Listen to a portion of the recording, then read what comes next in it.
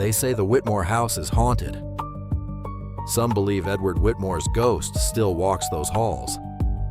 But now, Snoop Troop is receiving messages from a dead man. What kind of horror is waiting inside the Whitmore House?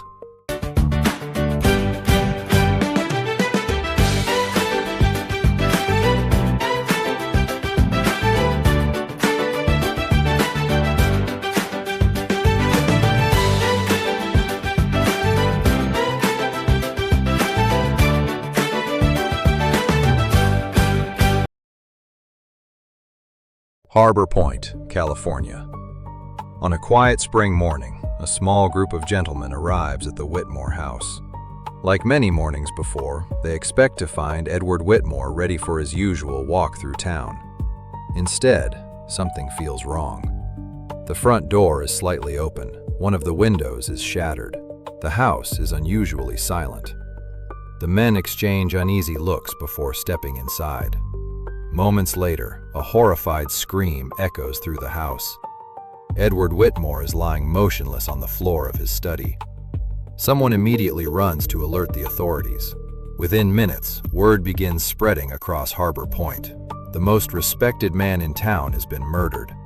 By the time the police arrive, Edward's wife and the rest of the family rush back to the house. Shock quickly turns into grief. As officers begin questioning everyone, another troubling discovery comes to light. Edward's only son, James Whitmore, cannot be found. The investigation begins immediately. The Whitmore family explains that James had left town the previous evening, but before long, several townspeople come forward. That's strange. I saw James in town well after sunset. So did I. He stopped by my shop before closing. One witness after another confirms the same thing. James was still in Harbor Point long after he was supposed to have left. The timeline no longer makes sense. Confusion spreads through the crowd. I don't understand. Edward mentioned that he wanted to speak with James in private. He never told me why. I only hope nothing happened between them before James left. The words are spoken gently, almost reluctantly, but once the idea is planted, it begins to grow. Soon, people start asking the same question. If James was still in town, where did he really go? And why did he disappear after Edward's death? For more than 100 years, that was the story Harbor Point believed. Present day, back at Snoop Troop headquarters. The team gathered around the table, reviewing everything they had uncovered over the past few days. I still can't believe all of that actually happened. Neither can I. At least we finally know the truth. Something still feels weird about that note. You mean someone is trying to continue the prank? But why bring Edward Whitmore into it? Because the whole town already believes the ghost story. Someone could be trying to make us think the planchette actually worked. But we know what really happened. Edward Whitmore's ghost story has nothing to do with it. Suddenly, a cold breeze swept through the room. A second piece of paper appeared on the table. Maya picked up the note. A new message was written on it.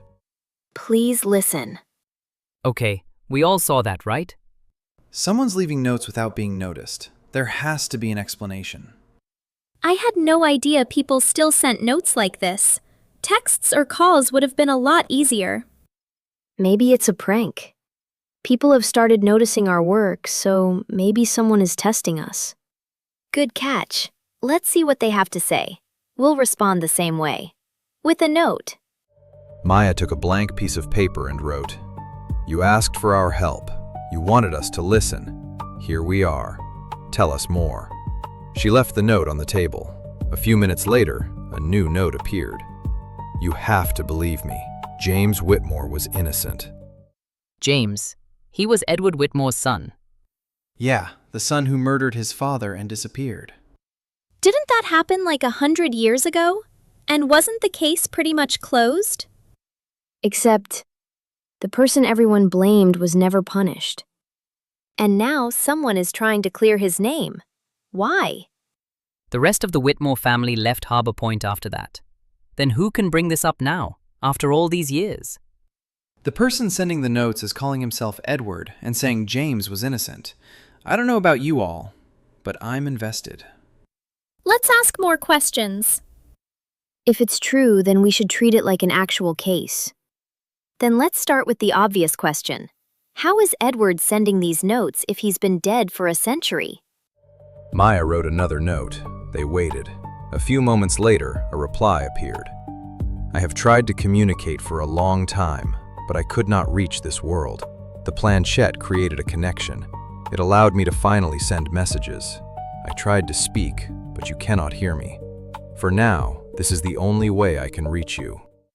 Makes sense, if you believe in ghost stories.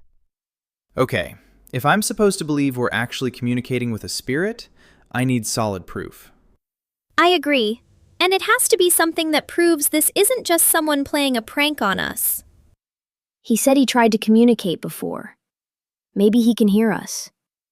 You're right. We don't need to keep writing notes. If you can hear us, then you already know what we need. A few moments later, a new note appeared. I will prove who I am. Come to my house. There, I will show you the truth. The team looked at the message. It was still possible that someone was behind the prank, but they decided to follow it and see where it led. Later that day, Snoop Troop arrived at the Whitmore House. The note said Edward wanted to prove James was innocent. Maybe we should start from what happened here. The team entered the study, the room where Edward spent his final hours. A note appeared on the dusty table. Edward's note reads, "There is something here that my family never found. Look behind the bookshelf." Ethan and Liv moved the bookshelf aside. Behind it, they found a hidden compartment. It had been sealed for years. Inside was a carefully wrapped painting. The package was old, but it had never been opened. Okay, a prankster wouldn't go this far. And this doesn't look like something made recently. The team carefully opened the painting. It was a family portrait. Edward, his wife, James, James's wife, and their 2 children. He made this for his family, but they never got it. I think I'm starting to believe it all, although I still can't explain everything. But if there's even a chance that this is true, I want to know what really happened. I'm with you. After seeing this, I don't believe James just turned against his own family. They clearly cared about each other. There has to be more to the story. Mr. Whitmore, if you can hear us, please tell us what happened that night. A note appeared. It was Thomas Harrow. He was the one who planned everything. He was my closest friend, and he was the person who betrayed me. Thomas Harrow? Isn't he the one who donated so many things around Harbor Point? I think there's even a foundation under your name. The new note reads, "That was all a lie. He used my name, my family's wealth, and my reputation to build his own. Everything people admired about him came from what he took from us. He wanted the world to believe he cared about me, but the truth was, he used my memory to gain the respect he never earned." I'm so sorry, Mr. Whitmore. I can't imagine what you and your family went through. A new message appeared. My wife, my daughter-in-law, and the children left the house that evening. They were visiting relatives and planned to return later. James had already told me he was leaving town for a business meeting. Thomas was there when he mentioned it, so he knew about the trip. But the truth was, James was not leaving for a business meeting. He was planning a surprise birthday celebration for me. The actual location was only known to his mother and his wife, because they were the only ones helping him prepare everything. They kept it from me, because they wanted the surprise to remain a secret. After everyone left, I had dinner and returned to my study. My usual bedtime was around 9, but I wasn't tired that night. I decided to stay up a little longer and read. At some point, I must have fallen asleep. Then, I heard a noise. I woke up and went to see what had happened. At first, I thought someone had entered the house through the front door, but I saw the window was open. Thomas was there. He wasn't supposed to be there. He didn't call for me. He didn't knock. He had entered through the window, and in that moment, I understood something was wrong. He brought a knife with him. I believe he planned to use it to make the robbery look real, to make it seem like someone had searched the house and things had gone wrong. But when he realized I had seen him, he knew the plan had changed.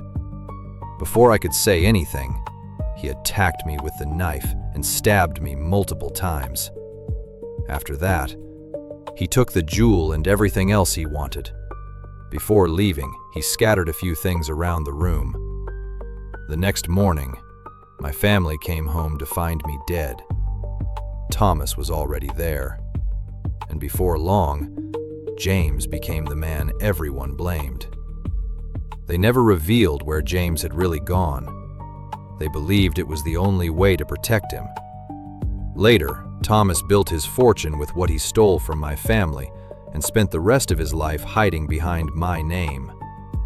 When he died, the truth died with him. I can't believe what a horrible person he was. You have our word, sir. We'll do everything we can to prove your son's innocence. What we need is evidence. Evidence that speaks for itself. We've already established that this house isn't haunted. And you can't reveal yourself to the public. No one is going to believe us based only on your notes. The new note reads, "Then don't tell them about me. Follow the path Thomas left behind. His wealth, his records. They will lead you to the truth." Over the next several days, piece by piece, they traced Thomas Harrow's rise to wealth after Edward Whitmore's death. The more they uncovered, the less it looked like a coincidence. It looked like a carefully planned betrayal. The team searched through old newspapers, town archives, library records, and historical documents. They studied his businesses, his properties, and the valuable possessions he collected throughout his later years.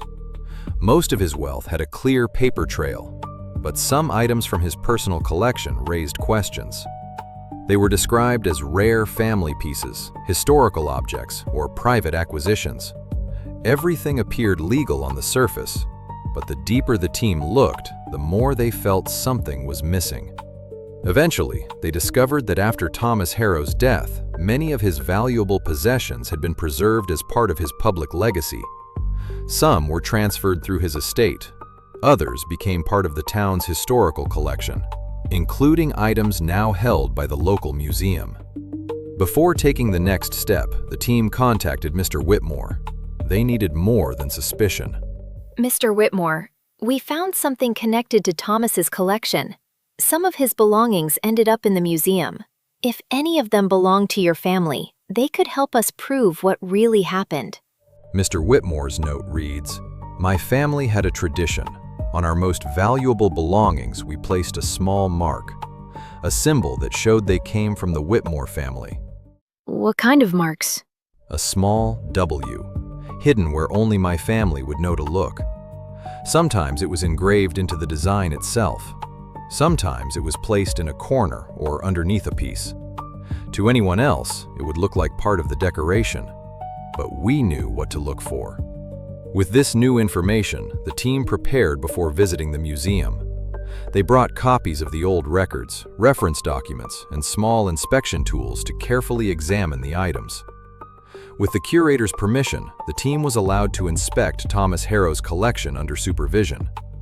Because if even one item carried the Whitmore mark, it could prove that Thomas Harrow's greatest achievement was built on stolen history. Inside the museum's collection room, the team carefully examined the items connected to Thomas Harrow.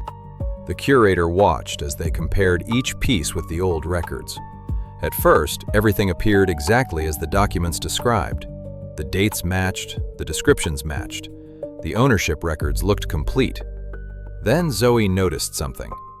She leaned closer to one of the jewelry pieces and examined the edge of the design. Wait. There. What did you find? I'm not sure yet. It looks like part of the pattern, but it doesn't feel like a pattern. Using the inspection tool, the team looked closer. Hidden among the details was a tiny engraving, a small W. The museum records say Thomas acquired this, but this mark says something different. So Thomas didn't just own Whitmore items. He made them look like they were his. The team continued examining the collection. One item became two. Two became several. Each piece had the same hidden symbol. The documents claimed Thomas Harrow had legally obtained them, but the Whitmore mark told another story. These weren't random valuables. They were pieces of the Whitmore family's history, and Thomas had taken them after Edward's death. Then Ethan found something unexpected. One item in the collection was different from the others. It was not listed as jewelry. It was not described as an antique. It was recorded only as unidentified gemstone from private collection. Guys, I think we need to look at this one. The curator carefully brought out the final item from the collection. Unlike the other pieces, this one had never been displayed. It had remained in storage for decades. The museum records showed that it had been received as part of Thomas Harrow's private collection after his death, but there was very little information about it. No purchase record, no previous owner. Only a note attached to the original inventory, recovered from private estate belongings. Recovered? That's a strange word to use. Especially for something this valuable. The team examined the gemstone carefully. Marcus noticed something on the edge of the setting, a tiny symbol, almost completely hidden beneath the metal. The same mark, a small W. Guys, it's here too. The gemstone wasn't just another valuable object from Thomas Harrow's collection. It was part of the Whitmore family's lost possessions. The team had finally found proof that Thomas had taken items belonging to Edward Whitmore, but the discovery created a bigger question. Why had Thomas kept this one hidden? Why was it never displayed? And why did the museum records avoid mentioning where it truly came from? This wasn't just stolen. He was hiding it. Maybe because he knew this one could expose him. The team requested the original paperwork connected to the gemstone, and what they found changed everything. The document attached to the item was not from Thomas Harrow's lifetime. It was created after his death by the people managing his estate. Someone had deliberately changed the story of where the gemstone came from, and now the team had a new lead. Thomas Harrow had built his fortune using pieces of a legacy that never belonged to him. But one question remained. If the truth had been hidden for so many years, was there anyone left who still carried the Whitmore family's memories? The team began searching through old family records, public documents, and archived information. Over time, they discovered that James Whitmore's 2 children had carried the family line forward, and several of his grandchildren were still living. The team eventually located one of James' grandchildren, Evelyn Whitmore. A few days later, the team traveled to Ashland, Oregon to meet her. My family always believed the truth would come out one day. But after so many years, we stopped expecting anyone to look. We understand. That's why we came here. We don't just have a theory anymore. We have evidence. The team showed Evelyn what they had uncovered, the records, the museum discoveries, the connection between Thomas Harrow and the Whitmore family's stolen belongings.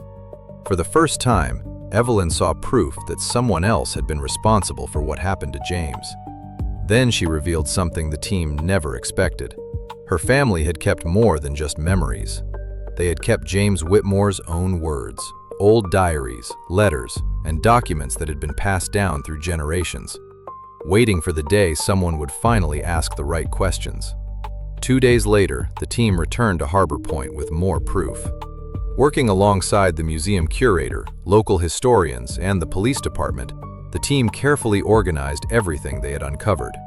The Whitmore family belongings from Thomas Harrow's collection, the records showing their false ownership, James Whitmore's personal diaries, the letters exchanged between the Whitmore family members. Every piece told the same story. For more than a century, the town had believed a lie. The evidence was presented publicly, and slowly, the truth that had been buried for generations finally came to light. James Whitmore was innocent. He had not betrayed his father. He had not destroyed the Whitmore family legacy. He had been the victim of a carefully planned betrayal, and the person responsible had spent his entire life hiding behind a false reputation. Thomas Harrow. The reaction across Harbor Point was immediate. The man who had once been celebrated as a symbol of success was now remembered for what he truly was. A person who built his legacy on another family's suffering. The honors given to Thomas Harrow were removed. The memorials created in his name were taken down. The records that once praised him were corrected. His carefully created image disappeared. Not because someone erased his history, but because the truth finally replaced the lie. Thomas Harrow had spent his entire life chasing one thing, a name that would survive forever, a legacy that would outlive him. But in the end, he achieved the exact opposite. The wealth disappeared, the respect disappeared, the admiration disappeared, and the one thing he wanted most, to be remembered as a great man, was the one thing he lost forever. History did remember Thomas Harrow, but not as the hero he wanted to become, as the man who stole someone else's life and lost his own legacy in the process. After the truth about Thomas Harrow was revealed, Harbor Point began the process of correcting what had been taken from the Whitmore family. The property records were reviewed, the historical records were corrected, the belongings that belonged to the Whitmore estate were returned to their rightful owners. For the first time in generations, the Whitmore family name was no longer connected to a crime they never committed. A few weeks later, Evelyn returned to Harbor Point. This time, she did not come alone. Her siblings and cousins came with her. The descendants of James Whitmore finally stepped back into the town their family had once called home. Many of them had grown up hearing stories about a place they were never allowed to return to, a place their family had lost because of a lie. Now, they had the chance to rebuild that connection. The people of Harbor Point welcomed them back, as the rightful descendants of the Whitmore family. And with the restored family estate and their name finally cleared, some of them decided to stay. After more than a century, the Whitmore family had finally come home. But there was still one thing the family did not know. The truth had not been uncovered by accident. The person who started the journey was the very person they had spent generations trying to clear. Edward Whitmore. The team finally told Evelyn and her family what had really happened. They told them about the spirit in Whitmore House, about the messages, about the clues that led them toward Thomas Harrow's secrets. Your great-grandfather was the one who helped us find the truth. He was waiting for someone to listen. He stayed all these years? He only wanted one thing: to clear James Whitmore's name. For generations, the Whitmore family believed they had lost everything, but they never knew that Edward had never stopped fighting for them. Even after death, he protected his son, he protected his family, and now, because of him, they could finally return home. That night, the team brought Evelyn and her family back to Whitmore House, the place where everything began. They stood together in the room where Edward had first appeared. Mr. Whitmore, your family is here. They finally know the truth. Suddenly, the air changed. A familiar figure appeared. Edward Whitmore stood before them, not as a frightened spirit trapped by the past, but as a father who had finally seen his son's name restored. For the first time in more than a century, the Whitmore family stood together again. Edward looked at his descendants. After all these years, he was finally able to see the family he had fought so hard to protect. Edward tried to reach toward them, but his hand passed through the air. He could not touch them. He could only be there. James was the best son a father could ever ask for, and I'll meet him soon. Thank you. Edward slowly faded away. But before he disappeared completely, a small envelope appeared on the table. The team opened it carefully. Inside was a final note written in Edward's handwriting. Edward's note reads, "The truth was always worth waiting for. Take care of my family, and remember James for who he truly was." After everything was settled, the Whitmore family's belongings were finally returned. The items that had been taken from them for generations were brought back home. Among them was the rare gemstone that had once belonged to the Whitmore family, a deep red ruby, unlike anything the team had ever seen. It was not only valuable, it was a piece of their family's history. One evening, Evelyn asked the team to meet her at Whitmore House. She carried a small box with her. This belonged to my family for generations. It was taken from us, just like so many other things, but now everything has returned. She opened the box. Inside was the ruby, the same stone that had been hidden away for more than a century. Evelyn, we can't accept this. I know what this is worth, but that is not why I am giving it to you. You gave my family something far more valuable. You gave us the truth. You brought my grandfather's name back. You brought us home. The team looked at the ruby, understanding what it truly represented. It was not a reward. It was not payment. It was a symbol, a reminder that some things could never be measured by money. To us, this ruby will always represent gratitude. And you will always be the people who returned the Whitmore family to where they belonged. The team accepted the gift. They understood what Evelyn was truly giving them, a piece of a family's history, and a reminder that even after 100 years, the truth could still find its way home. After returning to headquarters, the team placed the ruby at the center of the table, a stone that had survived generations, a piece of history that had been lost, hidden, and finally returned. I still can't believe we're actually sitting here with it. I've never seen anything this beautiful, not even in a museum. The team continued admiring the ruby. Then, a faint whisper from somewhere far away, a woman's voice. Finally, I found you.